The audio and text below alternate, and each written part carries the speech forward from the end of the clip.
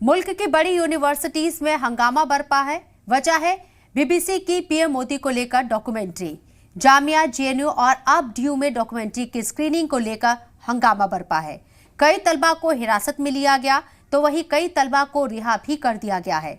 लेकिन सवाल रिहा पर खत्म नहीं होता, सवाल हंगामे पर खत्म नहीं हो जाता, सवाल फायदे पर खत्म नहीं होता, बल्कि सवाल वहीं से शुरू होता है कि हंगामा हुआ, हिरासत में लिया, रिहा किया, लेकिन क्या इन मुद्दों को उठाकर उन तलबा के मुस्तकबिल दांव पर लगाने का जो काम किया जा रहा है, क्या वो इसके बाद उस तरह से कामयाब हो जाएंगे जैसे वो इसमें मुलव्विस होने से पहले कामयाब हो सकते थे?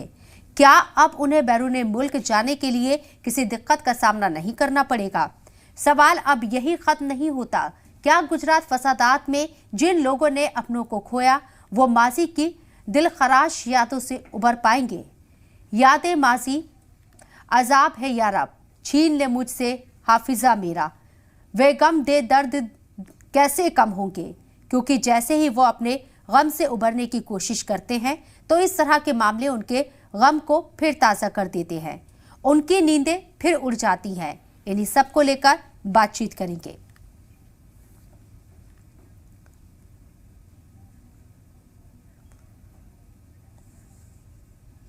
और हमारे साथ इस मौजू पर बात करने के लिए हमारे नुमाइंदे शोएब रजा मौजूद हैं और साथ ही साथ संजय के चड्ढा साहब लॉयर हैं, सुप्रीम कोर्ट से मौजूद हैं।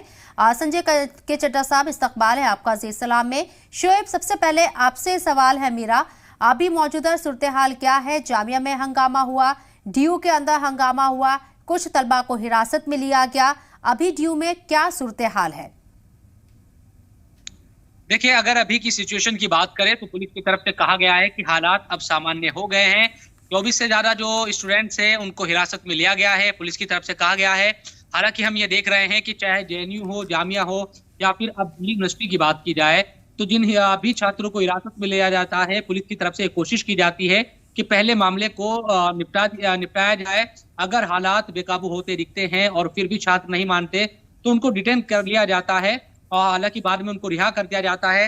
अभी धारा 144 लागू कर दी गई है। किसी को भी यहाँ पर 4 लोगों को एक साथ इकट्ठा होने की इजाजत दिल्ली यूनिवर्सिटी में इस वक्त नहीं है। पुलिस की तरफ से सख्त पहरा है। कोशिश ये की जा रही है कि अब इस तरह की जो परेशानी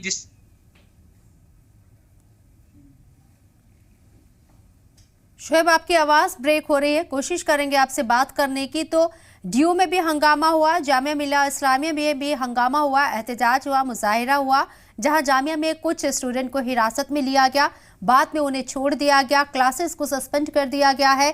इसके साथ ही जामिया मिल्लिया इस्लामिया तो ओपन रहेगी लेकिन क्लासेस फिलहाल सस्पेंड है। वहीं दूसरी तरफ डीयू के अंदर भी डॉक्यूमेंट्री को लेकर एनयूसीआई और लेफ्ट तलबा की तरफ से हंगामा बरपाया गया और पुलिस ने जैसे कि बताया कि 22 तारीख से ही आर्टिकल 144 से यहाँ पर नाफिज है और इसके मद्देनजर 5 से ज्यादा लोगों के यहाँ इकट्ठा होने पर मनाही है। बावजूद इसके डीयू में तलबा के जरिए एहतजाज करने की कोशिश की गई और इसी के मद्देनजर इसी वजह से कुछ स्टूडेंट को हिरासत में भी लिया गया। लेकिन क्या ये महज एहतजाज तक मामला महदूद है? क्या इससे कोई फायदा है, कोई नुकसान है और इस मसले का हल क्या है? बहुत से ऐसे सवाल हैं जो इस वक्त जहन में हैं। हमारे साथ संजय के चड्ढा साहब मौजूद हैं। संजय के चड्ढा साहब, एहतजाज हो रहा है, आगे भी होगा, अगर इसी तरीके से स्टूडेंट सामने आते रहे, हिरासत में भी लिए जाएंगे, बाद में उन्हें छोड़ भी दिया गया, जामिया से जो हमें खबर सामने आई है। लेकिन ऐसे में उन स्टूडेंट का क्या जिन्हें हिरासत में लेकर बाद में छोड़ दिया जाता है? क्या किसी तरह की दिक्कतों का सामना उन्हें मुस्तकबिल में नहीं करना होगा?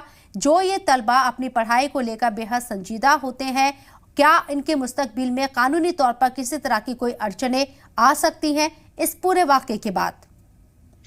देखिए शबनम जी, मैं आपके मार्फत से एक बड़े जिसे कहते हैं ना, बड़े प्यार से एक मैसेज भी देना चाहूँगा। आज मेरी इच्छा है ये, और ख़ास तौर से बिकॉज ये एक स्टूडेंट्स के बारे में हम लोग बात कर रहे हैं जो कि तमाम आज ये जो एजिटेशन हो रहा है वो कर रहे हैं। मैं एक बात मैसेज बाद में आऊंगा, पहले मैं आपको बताता हूं, राइट है हमारा एजिटेट करने का। डेमोक्रेसी का सबसे स्ट्रांग जो राइट है वो यही है, मूवमेंट रेस करना, एजिटेट करना, सत्याग्रह करना, और हम सब लोग तो हमारे राष्ट्रपिता से अपनी इस चीज के लिए और प्रेरणा भी लेते हैं।